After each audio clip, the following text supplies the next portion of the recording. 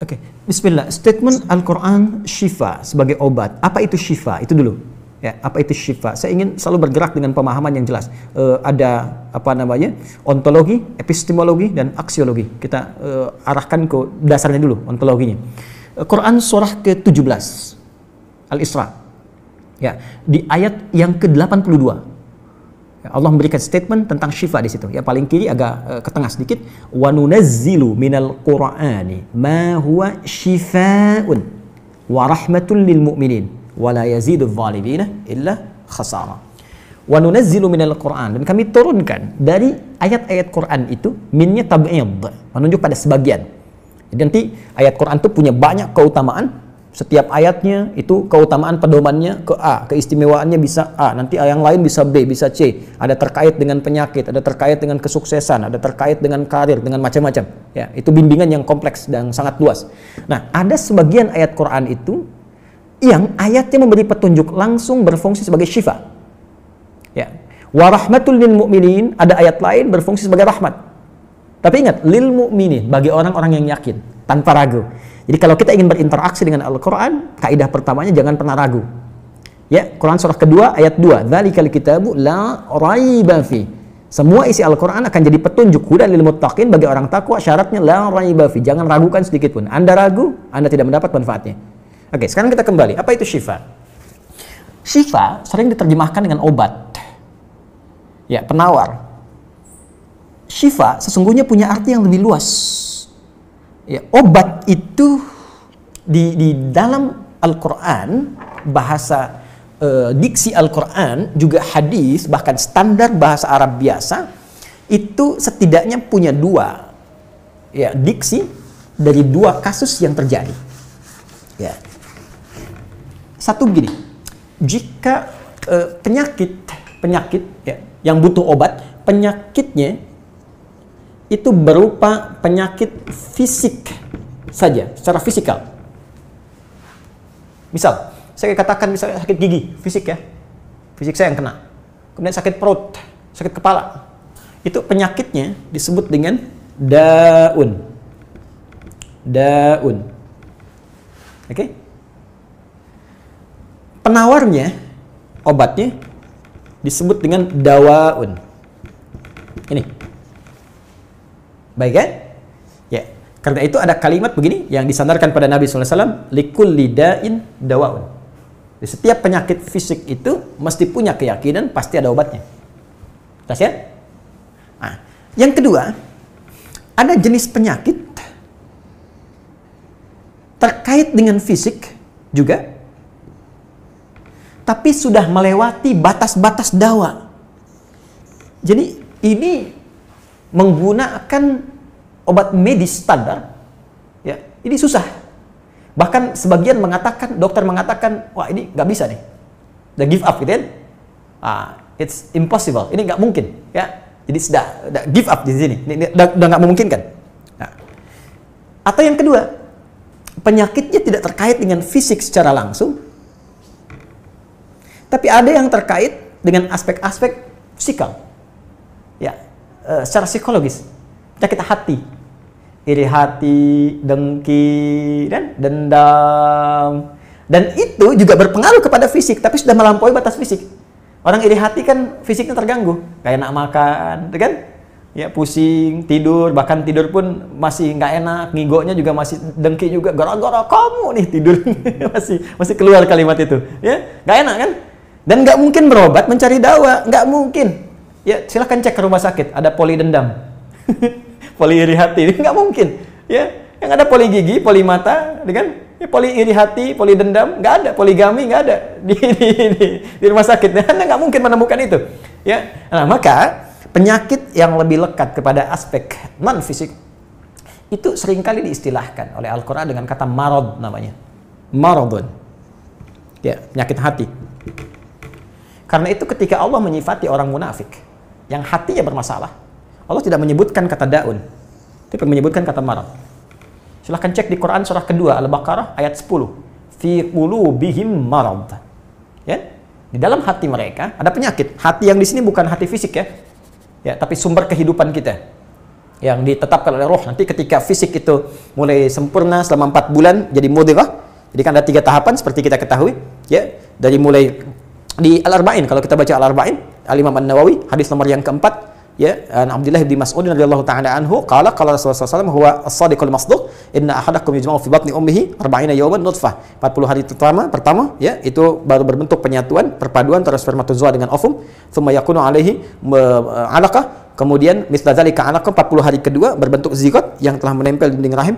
Tsumma yakunu misla dzalika mudghah, 40 hari ketiga berbentuk mudghah, daging keratan. Bahkan sudah jadi bahasa sekarang ya di masa kan bahasan janin ya di kurikulum kedokteran saya lihat redaksinya sama, mudghah ya. Nah, dalam fase ini kemudian ditiupkan roh ya, wa yursalu alaihimul malak alaihil malak, dan diutus malaikat, wa yu'maru bikatbi arba'in, dan diperintahkan menetapkan 4 hal. Nah, saat ditiupkan roh ini itu terjadi kemudian penyatuan antara fisik dengan roh. Itu ada di Quran surah ke-15 ya, ayat ke-28. Ya, wa idz qala rabbuka lil malaikati inni khaliqun basyaran min salsalin min hama'in masdun fa idza sawaituhu wa nafakhtu fihi min ruhi. Jadi roh masuk ke dalam jasad seseorang, ya, ke dalam fisik seseorang. Ketika sudah masuk, dia bisa bernafas, kan, ada kehidupan, unsur kehidupan. Karena itu nafas terambil dari bahasa Al-Qur'an. Jadi begitu kemudian sudah masuk roh ke dalam jiwa, menjadi nafas namanya, berubah dari roh jadi nafas. Ya, maka dia membawa 2 potensi. Ya, ada fujur, ada takwa. Di Quran surah 91 ayat 7 sampai 10. Wa nafsi wa ma sawwaha fa alhamaha fujuraha wa taqwaha. Jelas ya? Maka wa nafsi wa ma sawwaha, jika roh sudah masuk ke dalam jiwa jadi nafas, dan disitulah manusia bisa bernafas.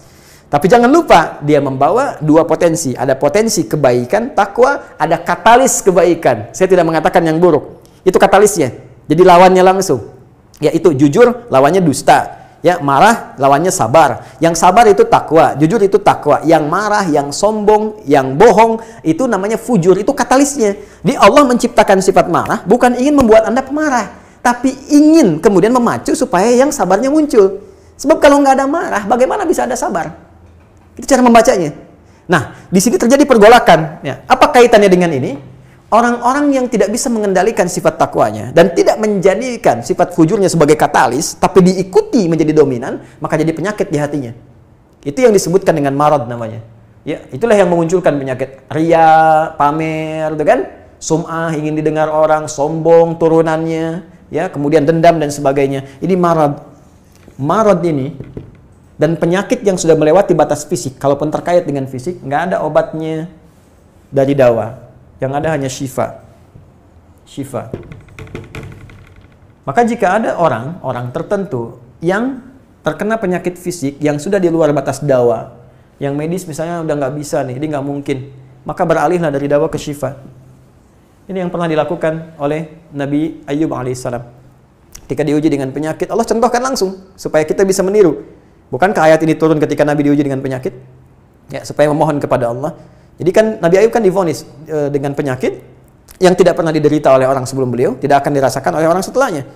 Yang paling menarik apa yang dilakukan? Ketika semua mengatakan nggak mungkin, lalu turun kemudian gambaran dari Allah. Quran surah ke-21 ayat 83 sampai 84. Wa ayyuba, pakai fathah loh. Bukan dhamma, bukan kasrah.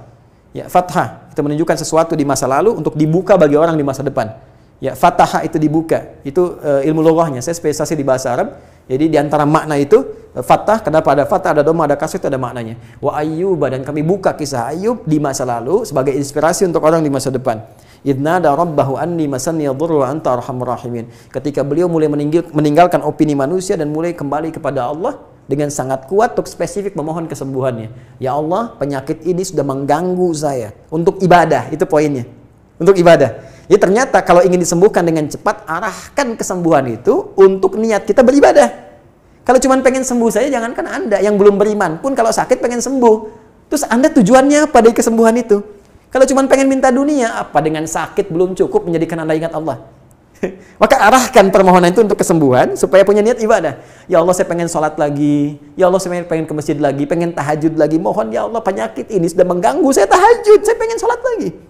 Wa anta arhamur rahimin, sedangkan Engkau yang paling sayang kepada saya. Kalau yang Maha Penyayang saja tidak menyembuhkan saya, kepada siapa lagi saya mesti memohon?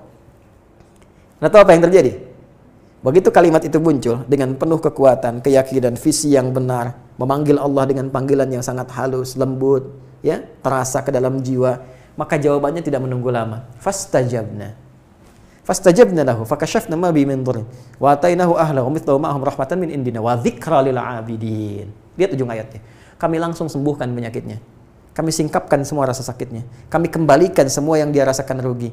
Biaya obatnya diganti dengan rezeki yang lain, kesulitannya dihilangkan, datangkan dengan yang lebih baik. Dan yang paling dahsyat, lihat ujung ayatnya.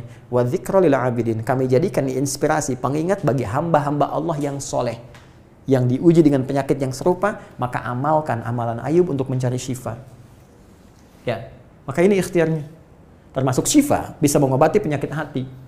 Nah, lalu sekarang apa terapannya? Karena disebutkan ada ayat-ayat Quran berfungsi sebagai syifa. Ya, ini yang digunakan sebagai zikir diantaranya. Apa itu? Tadi saya sampaikan Al-Fatihah.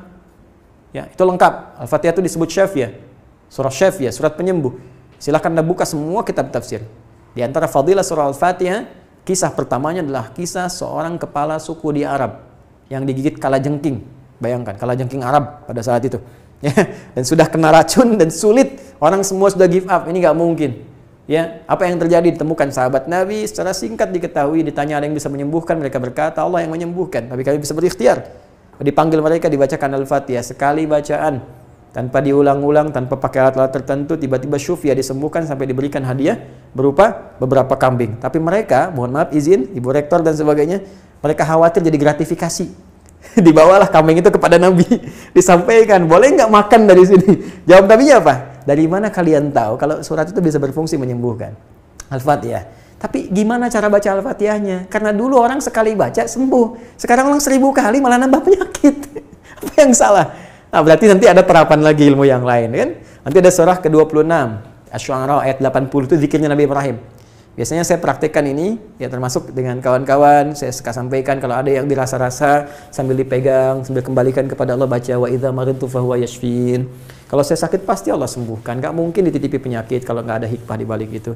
Bisa pernah saya amalkan saat diundang saya ke Kalimantan untuk ceramah, tiba-tiba ceramahnya ba'da maghrib, sore hilang suara.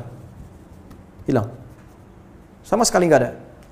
Ya begitu sholat, ya kita sama amalkan tadi dengan penuh keyakinan, minta ikhtiar juga pakai fresh care gini, tapi kita minta ya Allah, ya wa idza maridtu fahuwa yashfin, kalau saya sakit pasti Allah sembuhkan. Nggak mungkin ditugaskan kalau Allah nggak berikan perangkatnya, pasti diberikan. Nah, tahu apa yang terjadi? Begitu ngimamin maghrib, suara keluar serak-serak basah. Begitu tausiah, keluar sempurna. Ba'da isya nyambung, keluar sempurna. Habis ceramah, hilang lagi suara. Hilang lagi suaranya, supaya disuruh istirahat, gak banyak nanya orang gitu kan. Tapi itu menarik. Dan puncaknya tadi, Quran surah ke-21 ayat 83 sampai dengan 84. Tergantung kasusnya. Kalau di kasusnya misalnya kasus mohon maaf ya terkait dengan kehamilan, nanti ada lagi yang lain ayat-ayatnya ya. Misal di Quran surah ketiga ayat 38 sampai 39, nanti di Quran surah ke-19 menjelang persalinan dari ayat ke-25 sampai dengan ayat ke-26, nanti di Quran pas kalau sudah berkembang janinnya, ada di Quran surah ke-7 misalnya ayat 189 dengan doanya dan turunan lainnya. Bahkan bisa diamati teman-teman yang di SPOG misalnya, atau di kebidanan, ada nanti ayat-ayat spesifik, Quran surah ke-22 ayat yang kelima, ya ada di Quran surah ke-23 Al-Mu'minunnya, ya ayat 11 sampai 13 itu lengkap sekali. Kita bisa gali sampai ke situ. Itu yang kita maksudkan syifa. Jadi keluarkan ayat-ayatnya, tapi bukan sekedar dibaca, dalami isinya. Sehingga paham apa yang harus dilakukan. Karena di sini nanti ada konsep ikhtiar juga. Ikhtiarnya bagaimana, ya secara medisnya seperti apa, dan pertolongan kepada Allahnya bagaimana. Terakhir Nabi pernah datangi seseorang, dia minta disembuhkan, ya Allah, ya Rasulullah, si fulan sakit, tolong sembuhkan. Kata Nabi, idzhab ila tabib, pergi ke dokter. Kata orang ini, Anda kan Nabi, tinggal berdoa disembuhkan. Jawab Nabi sangat elegan. Pertanyaan orang ini bagus, Anda Nabi, berdoa dikabulkan, pasti. Tapi jawab Nabi sungguh elegan. Kata Nabi, kesembuhan itu dititipkan di tangan para dokter. Jadi Nabi ingin memberikan satu isyarat, Anda tetap ikhtiar. Karena tidak selamanya Nabi akan hidup. Ya, karena itu dokter-dokter mesti belajar. Saya mendambakan dokter-dokter yang bisa belajar dari Quran juga. Saya mengharapkan nanti ada dokter mata yang hafal, ya, misalnya ayat-ayat tentang doa, ayat tentang mata, ya, riset tentang ayat-ayat mata, hadis-hadisnya apa, sehingga Anda bisa menerapkan resep-resep yang indah. Ya, waduh, kenapa nih dok, mata saya nih nggak bisa dikontrol nih, sakit. Kenapa? Saya kalau ngelihat tetangga beli kulkas sakit, kan nggak bisa dikasih obat tuh ya. Anda bisa kasih resep Quran surat sekian, ayat sekian, ayat sekian. Nah, itu yang banyak kejadian sekarang. Ya, orang matanya sehat tapi tidak bisa membedakan mana milik dia, mana milik orang lain. Demikian juga dengan yang lain.